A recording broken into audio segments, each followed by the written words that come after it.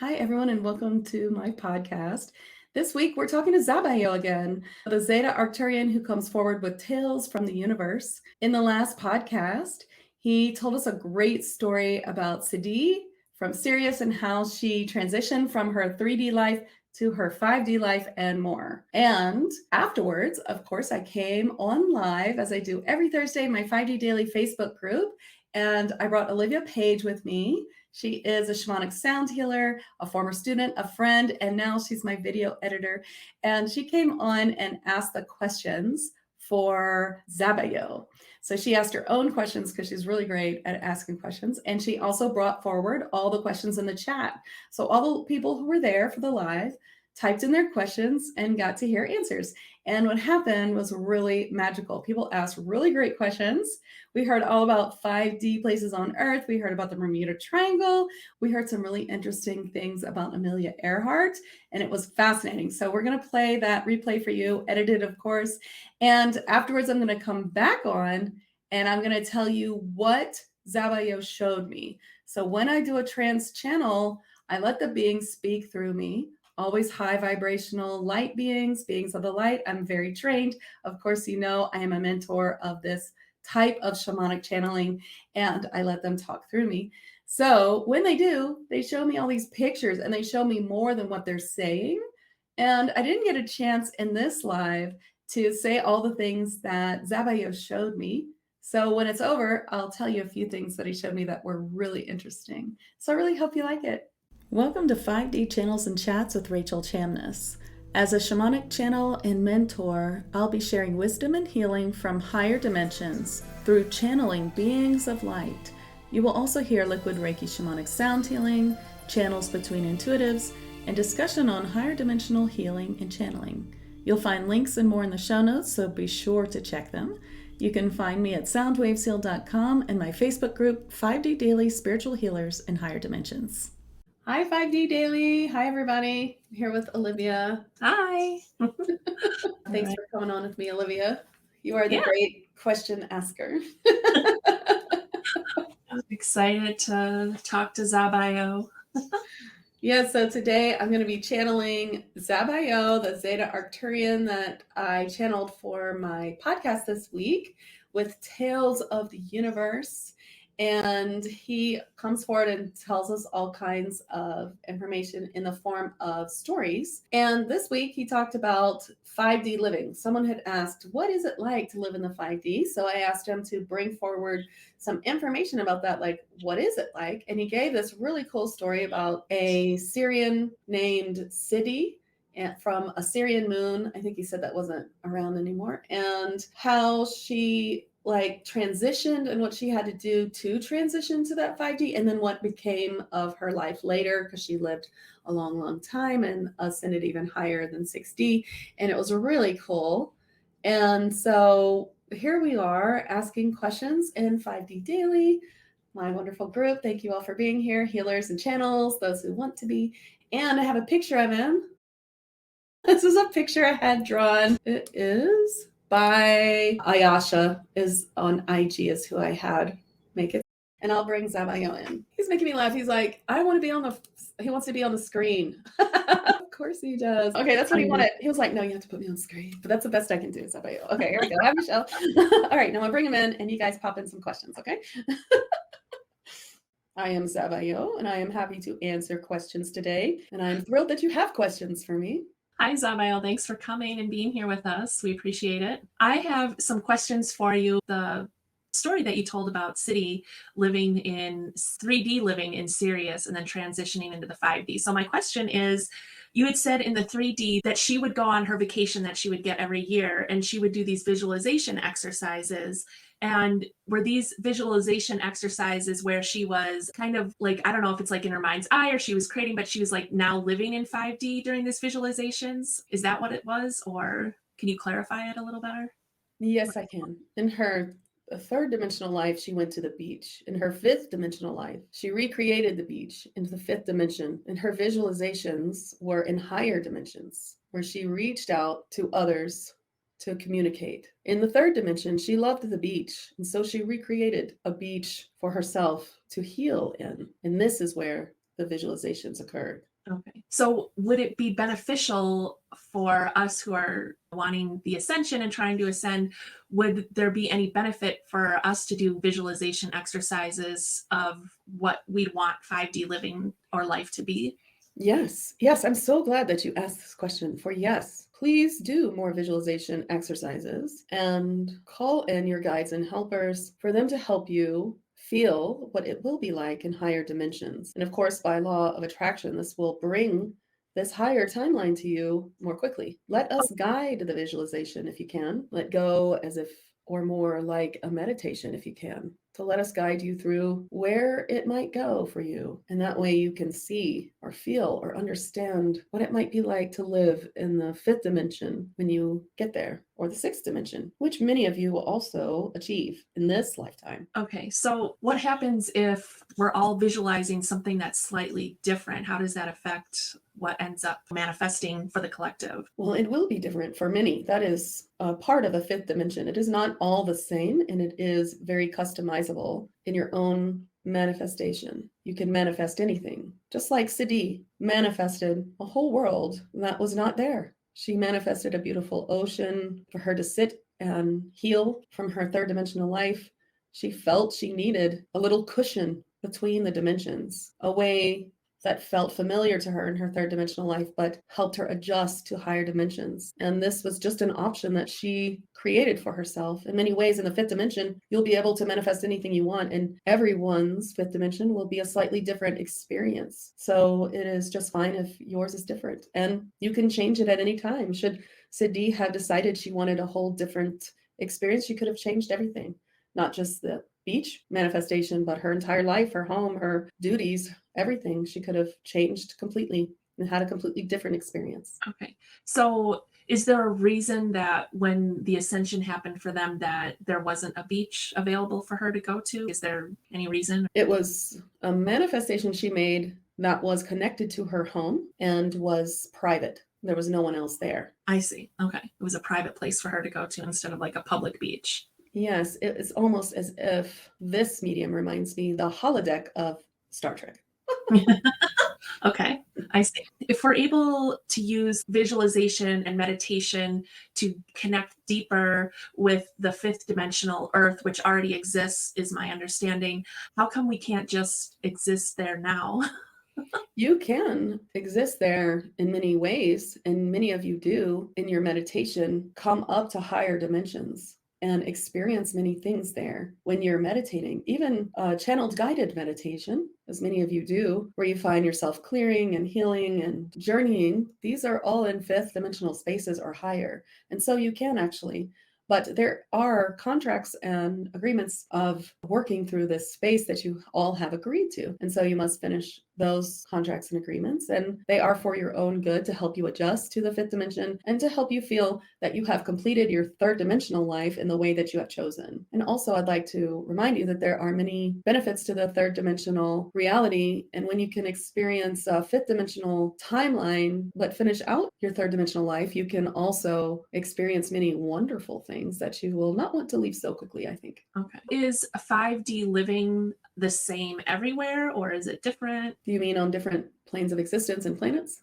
Yes. It is in some ways the same and in some ways different. There are many different kinds of realities that you can choose and can be in the same plane. So if you are going to think of your planet Earth in the fifth dimension, it will not be the same thing as a globe or however you imagine the Earth that you live on. It will be a plane of existence, a higher dimensional space, which means that it has no ending and can be in any way that you imagine it. So even though you can see Vega and other Sirius planets, Sirius A, you will see that they are a light. You will see that they are there in the 3D, but when you are visiting, you will find that they are higher dimensional and can go on forever and can be added on at any time. And you can see that there are cities and there are countries and there are all different kinds of lands to experience. And you may choose any of them that you are eager to discover, and you can find others as well. You can try many of them. In some ways, they are the same because anything can be done. And in many ways, they're different because everything can be done. Okay. is it possible to do that because things are less dense and things aren't as physical as the way they are here? I mean, here things are very physical and the Yes. mass is different. It is exactly as if it is less dense, as if the molecules aren't so close together, for they are more made of light and thought. Of course, so is the 3D, but it is very dense.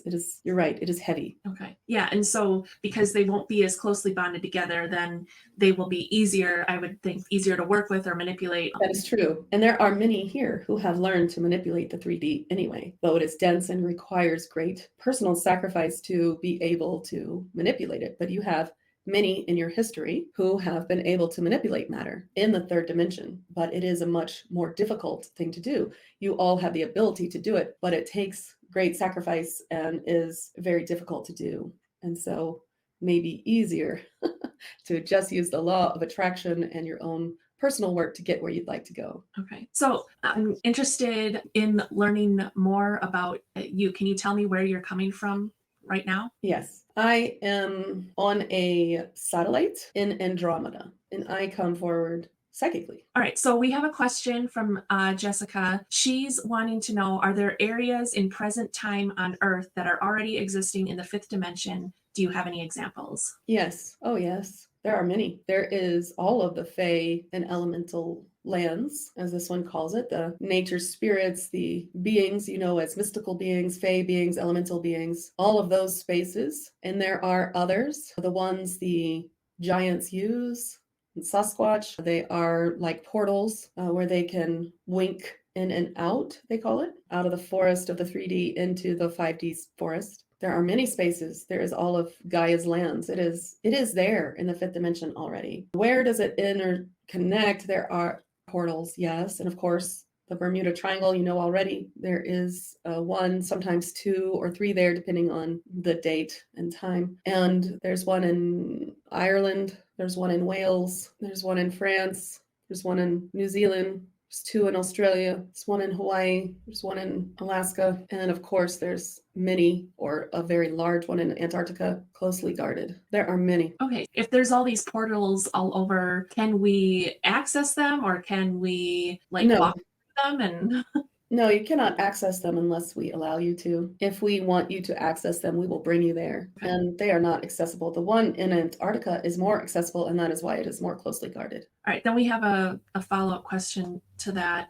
Did folks who disappeared through the Bermuda Triangle come out and survive on the other side in 5D? Yes. So is that part of their contract or their journey? Yes, why were they allowed to go through? Because their contract was to have a life like that. The way it works is there are many lives to choose from before you come into this life, and those were scripted out for those who wanted to have that experience of such a drastic change. And we allow that because we need there to be some unexplained truths to help you with your belief and learning of what this world truly is, which is part of the human experience. So these people that went through the portal in the Bermuda Triangle, were they high vibrational? Were they even aware of anything? I mean, no. It was quite a shock for many of them, and they learned very quickly. And they were very happy on the other side once they adjusted. Yes. Well, that doesn't seem fair when there's so many of us who just are ready to go. Well, you have reasons to be here still, and you must fulfill them. From your perspective, how are those that reincarnate here at this time viewed by higher advanced beings? Are we doing well in this shift? And is there any additional advice you can share to help us in this time? What a wonderful question. Yes, we are quite impressed with how well many of you do. We are here. When I say we, I speak of all of your guides and helpers, angelic or otherwise, galactic starseed origin helpers as well. And many of the starseed helpers, such as we are always impressed because you, first of all, said you would go, and many of us didn't want to go. And so we are impressed with how well you're doing. We understand the pressure of the dense reality that you're in, and we see how well you're doing. And I'm speaking of those who have come to ascend. Of course, most of the planet is not ascending, and they have all chosen those lives to just experience a dense reality that goes nowhere. And that is okay. But for those of you who have come here to ascend and to do well and to do the hard things and come out the other side and experience this immense change, we love to watch you. You're doing so well. The tips would be just to continue to work on yourself, improve yourself, release, accept, up level, receive healing, speak and know your guides and helpers, and continue on your journey in whatever way that you are called. If you don't know where you are called, if you can communicate with your spirit guides or a spirit guide, you can be led and you can receive help from others to do this. If you are lost or cannot find the way, that is what you're here for. Is following your joy a good place to start if you're kind of like, I don't know where to start? Yes, follow what makes you happy. Ask for help in finding the path. Sit in meditation and contemplation in nature and ask that it be shown to you. Ask for a sign and you will receive it. So was Amelia Earhart, was she one of the ones that went through the portal into the 5D? She went through a portal and came out the other side, and she actually did land in the 3D and lived in the 3D throughout her life. Okay, all right. But she did experience an amazing fifth dimensional interlude. I see. It's interesting. Okay. If a person jumps timelines, could that also be a jump to a different dimension? Can we do this on our own? The timelines that are connected to you are only going through the 3D to the 5D or not to the 5D. So you cannot jump dimensions. That's like jumping growth. You can jump to a higher timeline where you are working on your growth more rapidly and more successfully, faster, but it doesn't mean that you have jumped work or jumped dimensions. You can't pop yourself into the future, for you must go through all of what you're going through. And as far as timelines go, you don't have to be on the highest timeline to receive the end result you're looking for. Sometimes higher timelines just flow more easily and are faster and contain more manifestation, but they aren't the only way to get to your goal. If there are other planets who went from 3D to 5D, and if that's the case, why is Earth's ascension so important? You are one of the last in this sector for now, and so we are all quite focused, but also because many of who is watching had a great deal of effect or interference of your planet. Many of us planted different species or helped with human evolution or came to Earth or were in Atlantis or in Egyptian times, or we were here. We helped physically sometimes and in higher dimensional incarnations of Earth, such as Atlantis or Lemuria. These places were 3D, but they had a 5D pockets, which was a question earlier. It is not right now, but in the past there were. Atlantis was 5D, Lemuria was 5D, pockets of Egypt were 5D. And we were here, many of us, and we tried some experiments here, such as planting plants or interesting animals or even elementals and growing all kinds of beings and animals. And we like to see our work. And because we could have never predicted how Earth would go, it is like your favorite reality TV show. You are correct. That is how we see it sometimes. It is just fascinating to watch. Earth is fascinating. Okay, you had said that so many beings chose not to come to Earth. Is that because they went through their own ascension, or they were already higher dimension and they didn't want to lower into dimensions? They don't want to experience the density, yes. Okay. If our souls have come to Earth over and over again, and there's so many souls that have chosen not to come here, I don't understand why we would keep coming to this reality, knowing how dense it is and knowing how heavy it feels. Why would we keep doing that to ourselves? Only you can answer that, for it is a choice that you have all made. But many of you did get stuck on the karmic wheel for a long time. And so you didn't have a huge choice in repeating sometimes. Though you can leave this life and decide not to come back in it. However, you always seem to come back. So Is that you would need to tell me. Is that how it worked on other planets too? Like people would reincarnate into the 3D until they had their ascension? Yes, not everyone does, but many do reincarnate. Okay, so April asks, did the Zeta beings help train our fledgling souls originally and prepare us to descend into 3D lives? No. Zetas are just another species. That's a hard question to answer. Now, I am zeta-arcturian. It's slightly different, but Zetas have been around for a long time, and some of them are still fourth dimensional, and many of them are higher dimensional.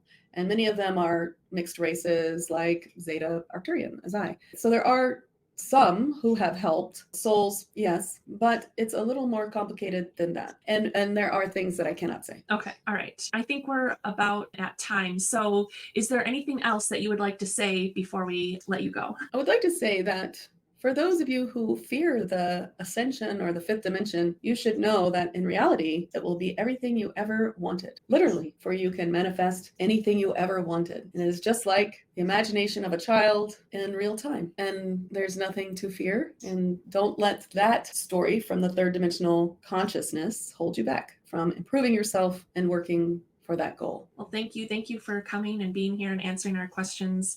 I know we all appreciate it. Everyone said thank you, and they were so grateful that you are here. And we look forward to connecting with you again. I know that you and Rachel will be continuing your work together. Thank you very much. And I appreciate all of your questions. It's so weird when you trance these beings. It's almost like you can see what they're thinking. So when he was looking for the portals, he was basically like scanning the earth and being like, there's one here, there's one here, there's one here. And then like you were on to the next question. It was like, there's two here, there's two in Iceland. Like I was like, where else? Like, let's go to Russia. Like where else?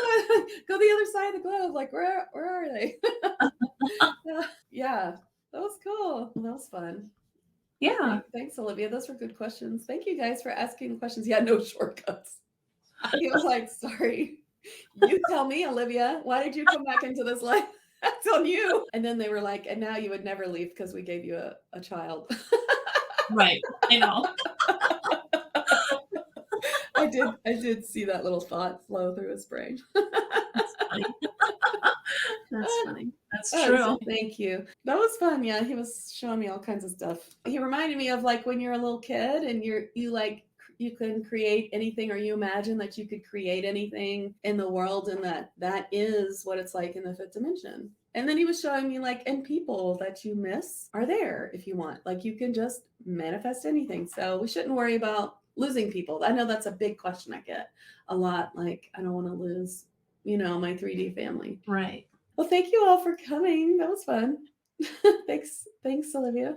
Yep. All right, everybody. We'll see you next week.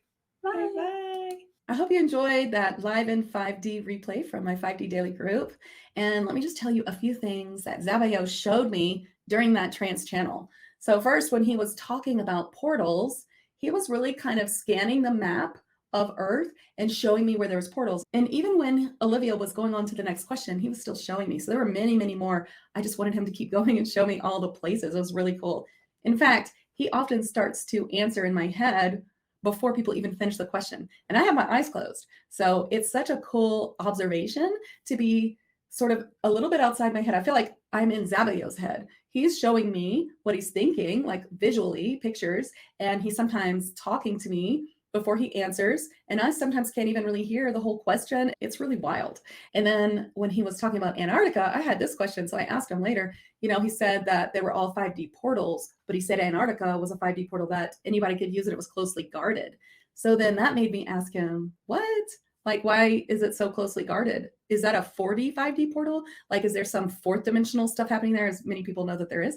And he said, yes, it is kind of like a double portal. It's a 4D and 5D. Basically, what he's showing me is that humans, or maybe some 4D aliens, did something bad to that portal and messed it up. And basically, anybody can use it. It's got a 4D part and a 5D part. And so it's closely guarded because anybody could use it for any purpose. And the people guarding it may not be of the highest vibration. So I did want some clarity on that, and that's what he told me. Now, he also showed me some really cool stuff about the Bermuda Triangle. I have to tell you, I'm still kind of chuckling about that. Like, I know I shouldn't, but it's kind of crazy to think about these people who were on ships or on planes who just found themselves in the fifth dimension suddenly. Like, that must have been crazy. And he showed me people on ships. And then later, when I asked, he showed me people in planes. Just wild. And of course, the question, did they know this was going to happen? They didn't know, but they had signed up for it in their contracts and in their life plan before they came to Earth. So they got used to it, and it's pretty interesting, pretty cool. But I asked about Amelia Earhart because he said that really fast. So I love the question about Amelia Earhart because I've always been really interested. And I have read that they did find what they think are her remains on an island, The island is called Nikamuroro, I think is how you say it, and it is an uninhabited island. And they found wreckage there and her slippers. So they really do believe that she was found there. And I've always wondered if that was true.